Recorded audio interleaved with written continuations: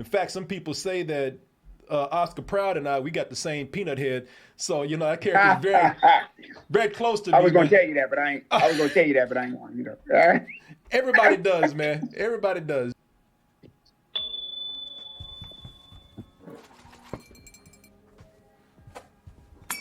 That's your graphics. That sure is. Oh, that's cool as shit. Thank you, man. Thank you. I appreciate that. Double toasted. Well, this is already starting out well. Getting compliments from a legend over here. Oh, Hello, come on, everybody. man. You creative with that. Come on, man. No. Creativity isn't the style. Popularity is. Oh, well, you were very popular then. And you were popular enough to where if I get a compliment from you, that means the world to me. Y'all already see this man over here, Tommy Davidson. It's a pleasure to have him here with me today. Somebody that I grew up with pretty much. And it's amazing and a privilege to be able to talk to Tommy Davidson.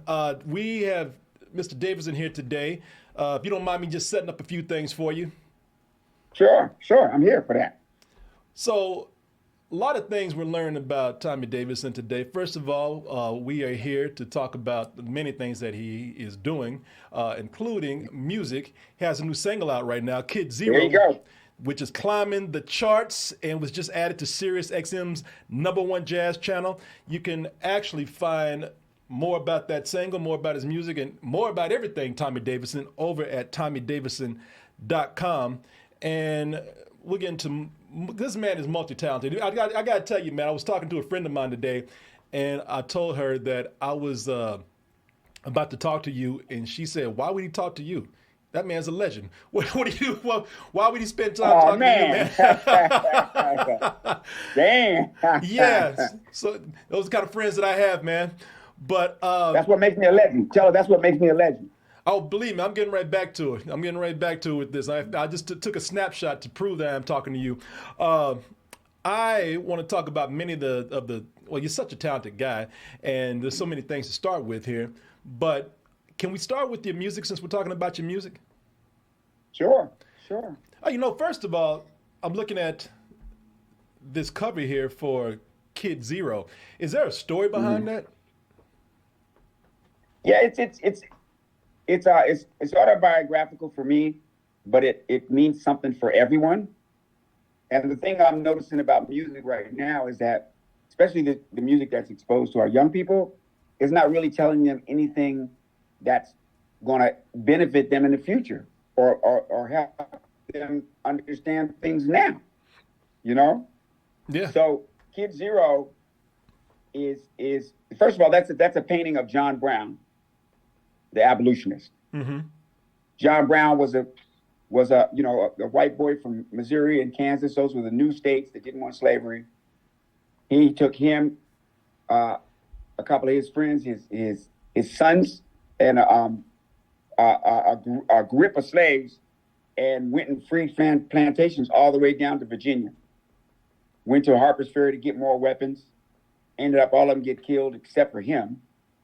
That's him coming out of the courtroom, going to his execution to be hanged, and the slave woman comes up and has her son kiss him on the cheek. Okay, oh, nice.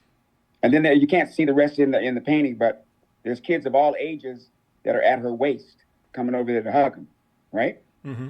So that kid in that circle is Kid Zero, but that kid in that circle is everyone, because we can't be here on this earth in this place we are and come from nothing. Nothing. See? True. And it's autobiographical because I was left in the trash by my real mom, who's black, and my mom that found me randomly and raised me is white. So I did this song so that I can evoke the spirit from people to go against what this fake reality that racism is somehow running this country, and it's not.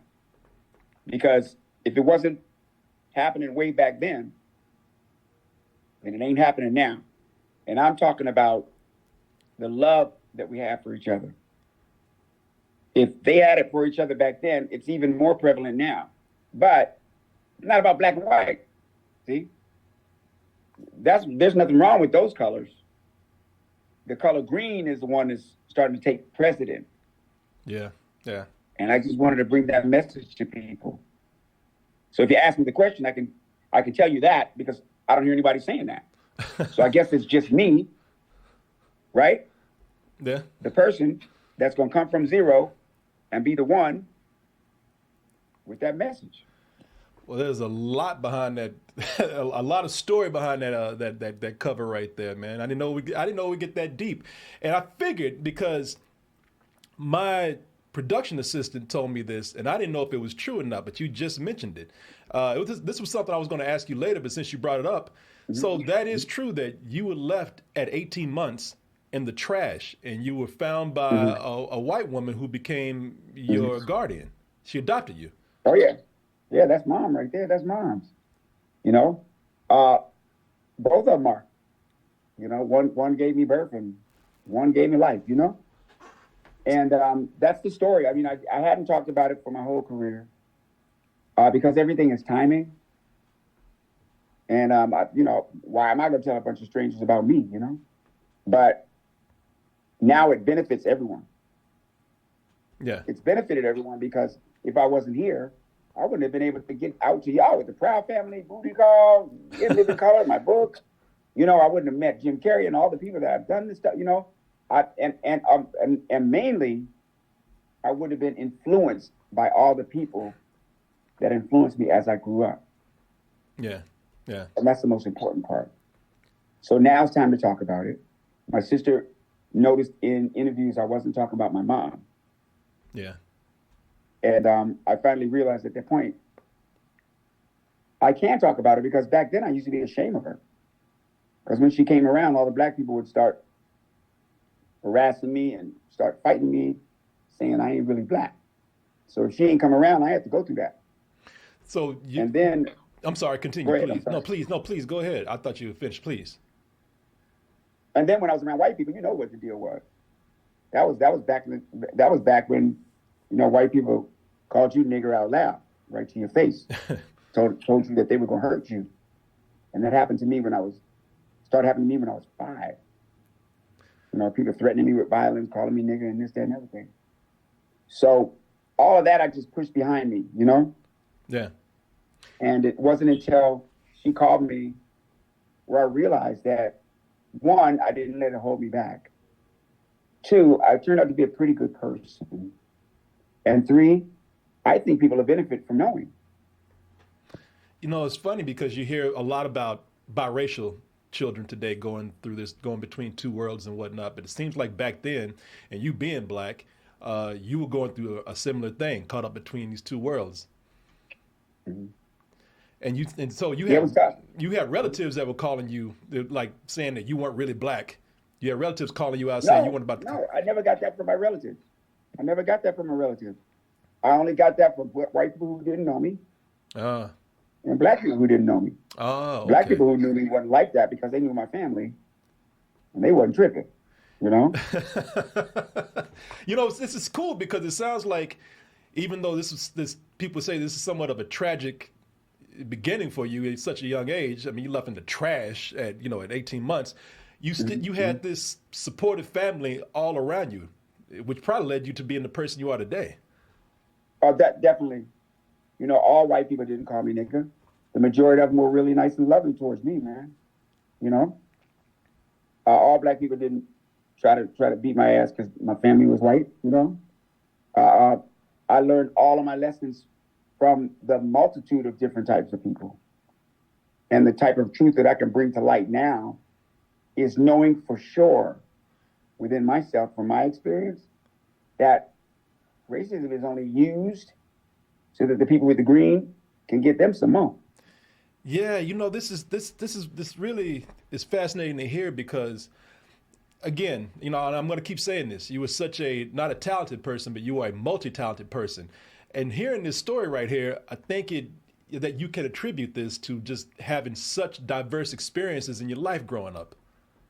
Yeah, and that's exactly what I'm, trying to share and trying to really exemplify for everyone, is that all of us are pretty much like that. we're all influenced by a whole lot of different cultures. You know, if we realize that, then we'll stop thinking just about the U.S. or just about where we live. We'll start thinking about the whole picture. And most importantly, we'll start thinking about what role can we be playing in the life we're living. Yeah. Yeah, and I'm going to leave this subject right here, but I just ask one more thing. It seems like you said you know both your mothers are your mothers, your adopted mother and your your natural mother. You know, do you your mother that gave you up? Are you in contact with her today? Yeah, I have been. I mean, I met her years ago, and she told me what happened, and I was able to forgive her. For years, I couldn't, but when I got in my 30s, I finally met her. And, you know, eventually she told me exactly what she was going through when that happened. And I was able to forgive her for that. And that's when I learned how much forgiveness means too. Yeah. Yeah. I mean, I guess, you know, carrying a lot of hate or anger or resentment inside of you, it's a burden. It's a weight. Yeah, it's a burden. It's a weight. That's why Black people are so joyous and so free and so creative and so protective and so non-judgmental, is because we forgave the situation that happened to us in white America. Yeah. They the ones hanging on to it. Very true. You know, switching on to your music again. Mm-hmm. So, you know, you sing a lot in your comedy routine, so it's no surprise that you can actually sing. So what was the decision to do jazz? I finally had an opportunity to do something in music in the clear. You know, I was like wide open in the end zone finally, man. I've been trying to have that pass to me for years, man. Eddie Murphy batted it down. Jamie Foxx batted it down. Yeah, Childish Gambino. Like, you know, when am I going to go into it? Huh? I said Childish Gambino. What's that? Childish Gambino, Danny Glover. Right. So it just was the right time. It was the right timing. And I had to figure out where I was going to get in where I can be natural and do what I really do, you know? Yeah. And really reflect the reality of me as an artist. And the commercial music business now it doesn't really leave a lot of room for uniqueness, you know?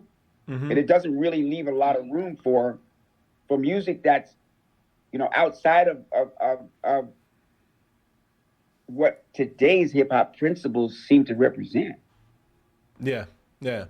You know? Yeah. And I notice I said hip hop's principles and what they represent today. Because hip hop, when I was growing up, it didn't represent those principles. You know, it wasn't like, hey, shoot somebody in the face, or I'll shoot your mom in the face. I'll kill your mama. And I got bricks of heroin and bricks of coke. Cooking coke, and got two chicks at the same time. I got a swimming pool of liquor. I'm gonna dive in it. You know, it's like you know, I got my burner in the trunk. You know, it's like whoa. You know, I'm glad you mentioned that uniqueness, because that's pretty much why I asked why you chose jazz, because, you know, a lot of people would assume that you would probably go into something like R&B, but, you know, your vocals on this jazz track right here, Kid Zero. Can you mind if I play a little bit of this so people can really get a concept of what this is? Yeah. Yeah. So, you know, it is very unique for a comedian and an entertainer to jump into this style of vocalization and this style of music. This is a little sample of Kid Zero right here, the single from Tommy Davidson.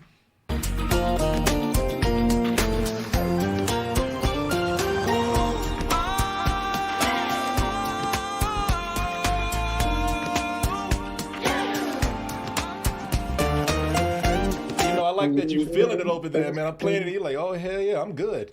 Oh, yeah. No, you know, it's so listening to this, like I said, it's more, you know, it's not really words. You know, again, you're just using kind of your vocals on this. Mm-hmm. I won't say Mm-hmm. scat singing per se, anything like that, but you're almost using your voice as an added instrument to this. Yeah, exactly what my voice is. My voice is an instrument. People have been asking me, what instrument do you play? I say, I play my voice. Yeah. And I come from a long line of vocalists who can go beyond singing and make music with what they have here. Yeah. In their heart, in their mind, and through their mouth. So, I fall into that category, but I also can sing songs as well. I just wanted to be able to get somewhere and begin to express what I want to communicate in music. Mm-hmm. You can categorize that however you want, but this is how I'm coming. And I'm going to grow into others. I'm going to grow into other areas as time goes on. But I don't want to be in any area that is restrictive of what I have to do, and it's going to limit me from an audience. Yeah. Were you always into jazz coming up, even as a kid? I was into everything. Like I'm telling you, I'm right now I'm starting with, a quarter of what I do. Yeah. No, that's very but good. But I did. I was exposed to everything. I was exposed to rock, reggae, classical, jazz, Brazilian, salsa, R&B, soul music. R&B and soul are different now. R&B is Sam and Dave and Lou Rawls, and soul is when Sam Cooke came in, Marvin Gaye, and all the way up to Tank and the people that are doing that now. Al B. Yeah. That's soul. And then there's smooth jazz, and there's straight ahead jazz and all that, bebop and all. So all types of music is running through my veins. But the way I'm going to convey the music is going to be straight to the listener. Yeah. Like my daughter told me, the people who are going to be fans of your music are the people that are going to like it. Yeah. You seem to really love music, and you seem, you embrace this diversity and love that you have for music. Do you think for another album down the line that you'll be trying a different genre? Probably. Who knows? Never know, right? Probably. I could do it now. But like I said, now's not the time for that. I'm going off of the timing that gives me an opening to be able to do this. Yeah. Because everything I do, I want to be able to do it genuinely and good. Not gonna lie. And not compromising. Yeah, not compromising for the genre. Yeah. You know what I mean? I'm not gonna fake it. Yeah. I ain't a rapper. So I ain't gonna go, get out there and start, this, and it's not something that I'm against. I don't do it. You see, it's not that I can't do it on a song either. It just depends on how the song hits me. Yeah. If Puppy can rap, I can rap. Well, I'm not gonna lie. I would love to hear a rock album from Tommy Davidson. If you ever feel it down the line. We already working on that. Oh, okay. All right then. Like I said, there's everything to come. Yeah. I'm like Master P. I'm a no limit soldier. I mean, I ain't like him, but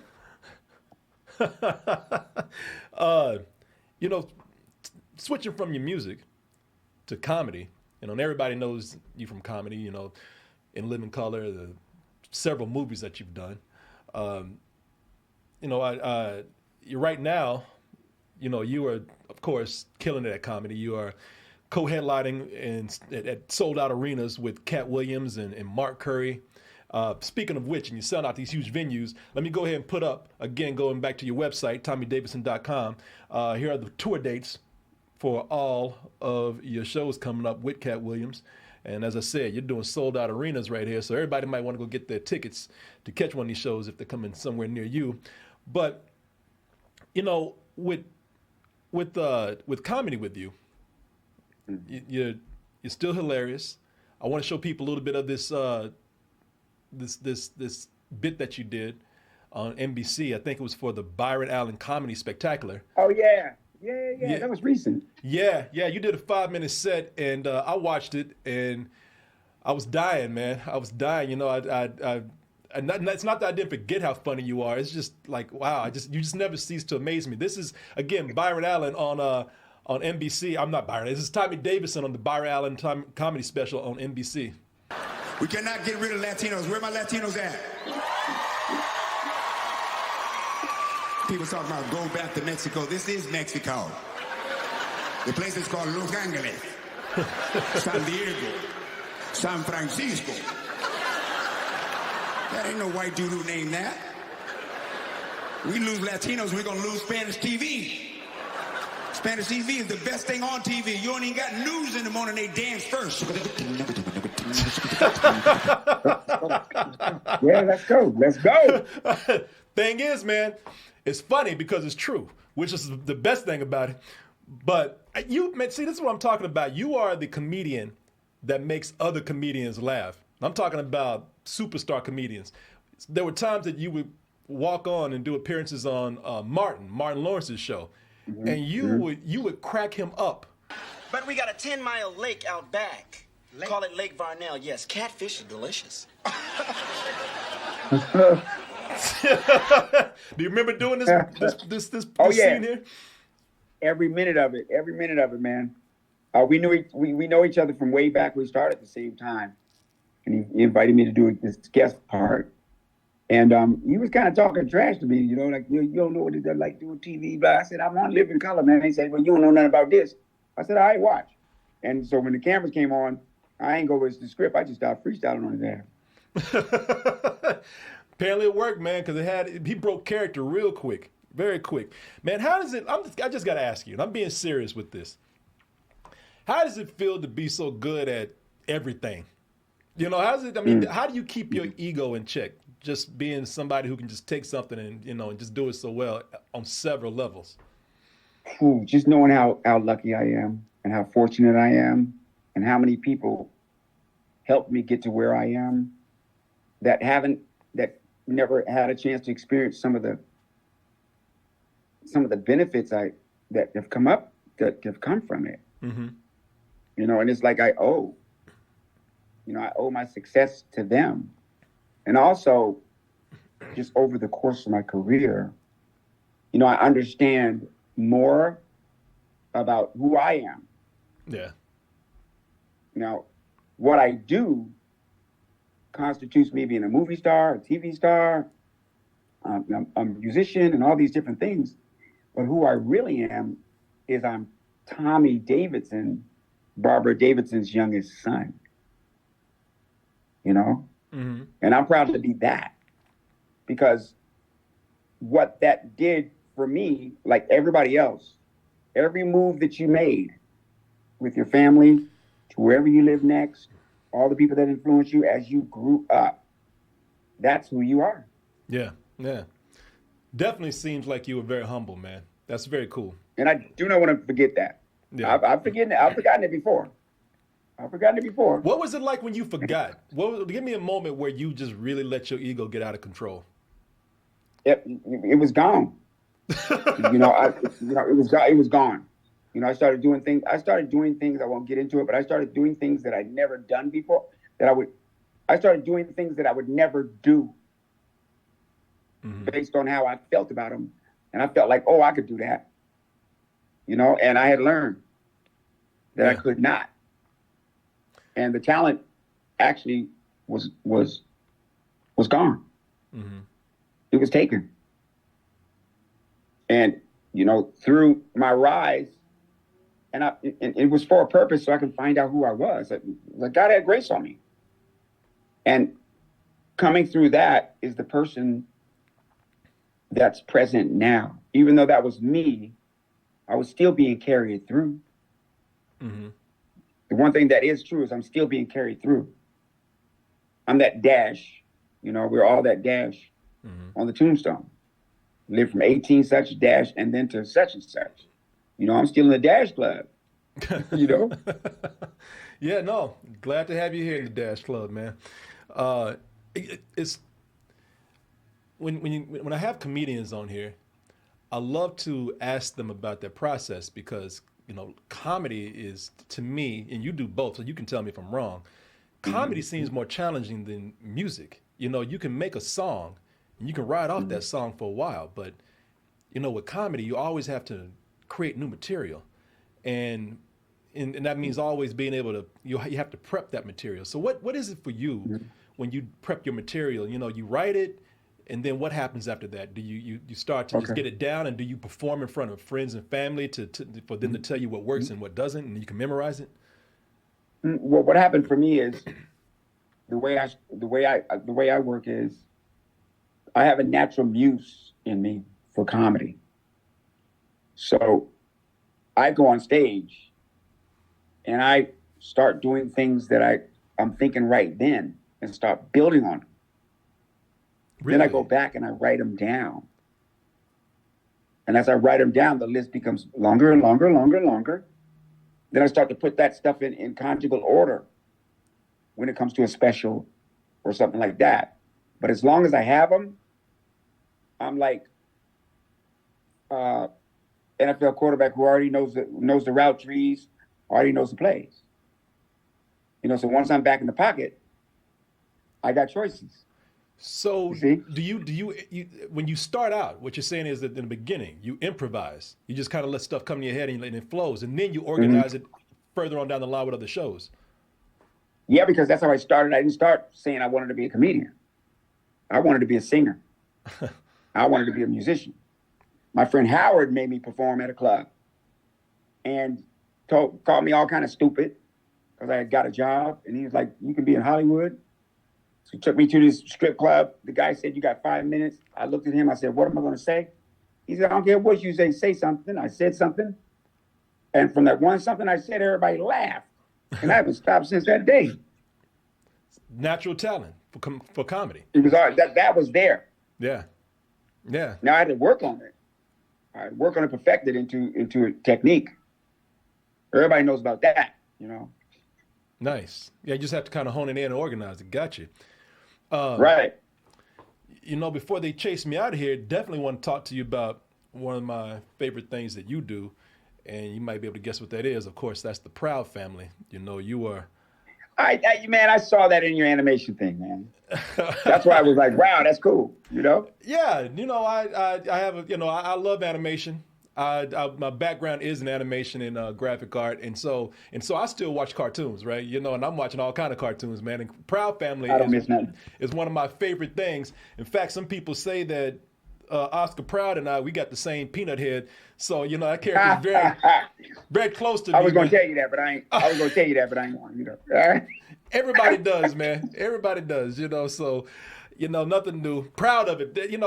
I think you do such a great job at Oscar Proud that it's an honor to be compared to that. Oscar Proud is a character on the Proud Family. He's the father of the Proud Family, and this show started, back in 2002, 2001, something like that, and so it's been renewed again for I think a third season. It came back in 2021 on Disney Plus. So that means that you've been voicing Oscar Proud for damn near 20 years, a little bit more probably. Yes, a little more. I think like 24, something like that. Yeah, your voice work on this character has, just like you, is legendary. This character is, is now in the history of animation. So when you first went in to voice this character, how much direction were you given, and how much of it did you bring to it? You know what? They gave me a picture of him, put me in a booth, and said, "What does he sound like?" And I read what he sounded like to me, and that from that day they went, "You got the part." But ever since I've been doing the Proud Family, I don't really study my part in the script. Yeah, I just take basically what's there. I do read it. I read it as I'm recording, as opposed to reading it and then memorizing it and going and recording it. I read it as I go because it's more genuine. You know, I got more time to think about, you know, how that's said or how he would say it. You know, I'm thinking that kind of stuff as opposed to seeing the words, you know? Yeah. Yeah, you really do like to work in a improvisational way with some things. I mean, which speaks to your talent because, I mean, not only are you good at it, but people trust you to just do it, like what Oscar Oh, Clyde yeah. sounds like. Oh, yeah. Oh, yeah. But there's a part of me that's right to the razor that I could be a newscaster if I wanted to.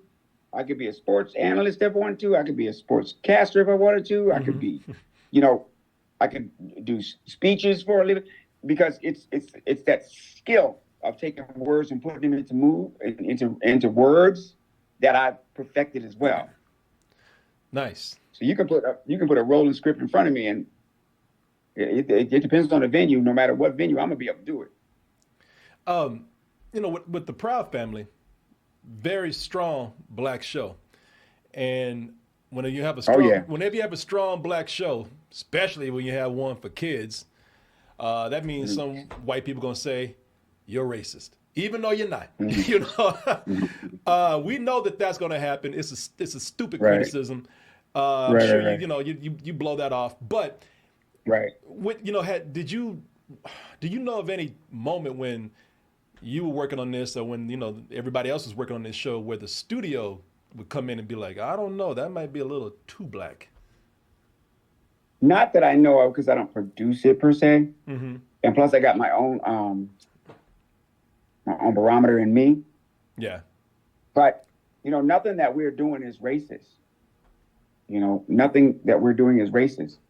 It seems like the only people that have a problem with what's racist is white people, because they're always trying to say what is, and they're the only ones that have been. Yeah. No, of course. Why are you telling me what is racist? Because you're the only ones that been racist. I don't remember storming in and taking the Indians' land and busting their children in the head with sticks. Yeah. I don't remember taking millions of Africans and bringing them over here and making them work. Yeah. And lynch them and all that. I don't remember that. Yeah. No, like I said, it's a stupid criticism. I mean, you know, in this century, these last centuries, I think it's y'all. Yeah. You know, Hitler wasn't from the Congo. Yeah. No, very good point. And it's funny because you know, watching the Proud Family, we should have watched closer what was happening, because as that criticism was going on about that show, you know, there was this episode here where, you know, the characters were being very, very real about Black history. And there was some blowback of people saying, we don't like being reminded about this. We don't like seeing this. We don't like you making us look this way, which is something that is now being, you know, legalized, you know, again, in some places. So I just thought, you know, I'd ask you about that and wonder if there was something on the inside that was happening too, because this episode seemed to make everybody uncomfortable. Nah, for me, it's the same thing that I've always seen since I was a little kid. You know, some people look at people from the perception of a human race. Yeah. And that's the human race is Asians, Blacks, Caucasians, and everyone on this globe trying to run for the most water, the most resources, the most weapons, it's like a race, you know? Yeah. And I'm just glad that I'm part of mankind. Yeah. Man being kind. Nice. And I could credit my race for the last 400 years in these days and times for being kind. Because if we weren't, we'd be fighting right now. Yeah. I'm very well put. Thank you for sharing that. I'm going to ask you about one thing, and this is nothing, might seem a little bit of a downer. It's not, but I did want to ask you about this, while I have you here, because you are so successful now that I'm pretty sure that you can look back on things that maybe didn't work out so well, and you can have some positivity or some humor about it. So, you were in a failed pilot for Coming to America. I'm gonna show right here. Yeah. Because I had been And that was rough. and analyzing That was how one goes 1989. about making money. Do you realize I am just like this Donald Trump guy? Where did you get the money to buy a book? A man gave it to me. You know, this is you as the Eddie Murphy character from the movie. You know, at the time, it must have been a real honor to continue the role that Eddie Murphy had made so popular. You know, what happened and what were your thoughts at the time when you first entered this project? It was the best thing that I could have done at the time, to work with Eddie Murphy and all that stuff. And Coming to America was big then. Yeah. But I had a lot of opportunities at the time, and that was the one I chose. And I chose right. That was the one I thought was going to be the one that would spring me. I didn't get a lot of help from Eddie Murphy. And that surprised me. You know, I thought he'd be down there to help me write stuff, or send people down to help me do stuff, or I would see him at least. Never saw him the whole process. I'm not blaming that on him, you know. This thing went the way it was supposed to go. I wish I'd had more of his participation because I love him and I know we can be funny together. But I'm so glad that thing failed. And I'm so glad that thing didn't work out with me and Eddie Murphy. Because can you imagine my career without In Living Color? That's right. This is before In Living Color. So, you know, if this had been a success, then no Living Color for you. Nice. Okay, hold on. Okay. All I've right. had somebody waiting for 10 minutes, so they tell me to get off this thing. Okay. You're pre-recorded, right? Oh yeah. No, we're done. And great Okay, good, timing good, because good. this is my that was my last question. Hey, listen, I will say one more thing here, and that is, if you've enjoyed this discussion, of course, everybody loves Tommy Davidson. You know, I don't have to say anything about that. Then please go to tommydavidson.com and check out everything Tommy Davidson. There are hyperlinks there to everything on there. And like I said, who does not love Tommy Davidson? Hey, thank you so much for being here today. Hey, great conversation. Thank you, man. Great wisdom. And keep up your stuff. Keep up your stuff, okay? I will. Thank you very much. I know you got somebody waiting, so I'll let you go. Thank you. It's very inspirational talking to you today. Bye-bye. You got it. Thank you. Same here. See you. Bye. And there we go, people. Another one in the can. Another great. Oh, I think Got I'm it. still here. Let me go ahead and cut this off. Oh, well, there he is. He's gone. Thought I had to go over there and shut that off myself. But he is gone. So now I can talk about him behind his back. Jesus, that guy sucks, man. Hate that guy. No. That was such a great interview to do. You know, I get a lot of information from a lot of these interviews that I do. And, you know, there's a lot of stuff that I didn't know, a lot of things that are revealed. But it's not often that you walk away and you get a lot of motivation, a lot of positivity from an interview. And that was definitely Tommy Davidson, man.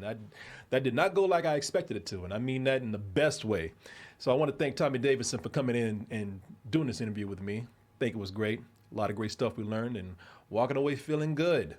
And if you walked away from this feeling good, please check out the rest of our interviews that we have on Double Toasted Interviews. It's on YouTube. Just type Double Toasted Interviews up. You'll see it. I don't have the page up right here, but trust me, you know where to find it. You'll know where to go.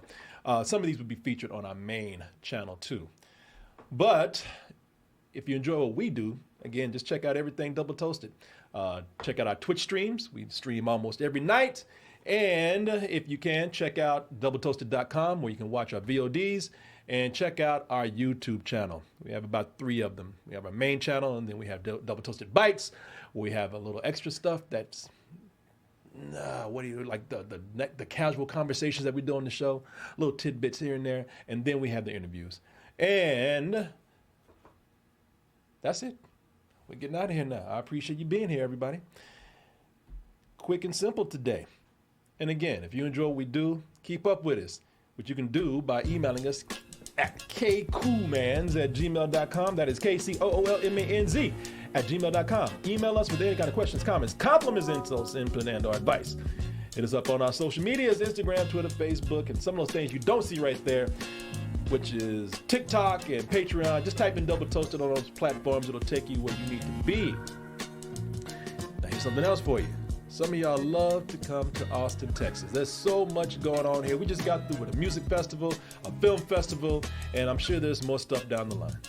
So if you're going to find yourself here, don't hesitate to let us know. You know what to do. email us, kcoolmans@gmail.com. Now, I want you to do that because when you get here, we want to spend some quality time with you. We can't do that if you don't let us know ahead of time that you are here. We might be busy. We don't like telling people, no, we can't hang out with you. We're busy. That's just rude, hurtful. So make sure you email us there. Let us know what those plans are for Austin. Are you moving here? Are you just passing on through? Let us know, and we're going to do our best to hang out with you. Again, people, thank you so much for watching this. Had a great time with you today. Had a great time with our guest today. And looking forward to the next thing that we do. And looking forward to having you there. So again, people, email us, kcoolmans@gmail.com. In the meantime, good night, good morning, good afternoon, good evening, whenever you are listening to it, watching this. Goodbye, and stay toasty.